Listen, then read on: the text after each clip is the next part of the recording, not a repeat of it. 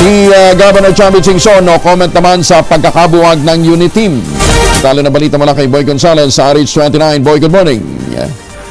Good morning, Kuya Angel. Tumaging na magkomento si dating Ilocos Sur Governor Manong Chavit Singson kaugnay sa issue ng hidwaan ni na Pangulong Ferdinand Marcos Jr. at ng pamilya Duterte. Si Manong Chavit ang isa sa nagtaas noon sa kamay ng unit team o ng tambalan ni na Pangulong BBM at Vice President Sara Duterte nung tumatakbo lamang sila noong 2022 election. Sa panayam kay Manong Chavit matapos dumalo sa Thanksgiving ng Philippine Rural Electric Cooperative Association o PhilReca sa Manila Hotel, inamin niyang isa sa dahilan ng hindi niya pagtakbo sa nakalipas na halalan ang pagbibigay muna niya ng suporta sa unit team.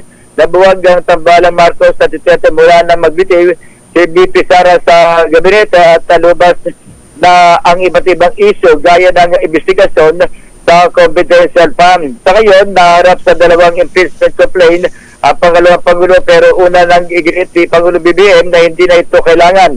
Samantala, bagamat siguradong susuportahan ng mayorya ng mga taga-norte sa kandidatura para sa 2025 midterm election, nais din daw makuha ni Singson na suporta ng South, partikular sa Mindanao. Ilan sa isusulong ni Manong Chavit ang murang kuryente at 500 piso na lifetime ayuda sa mga mahirap na 18 taong gulang pataas sakaling palari sa Senado sa susunod na eleksyon.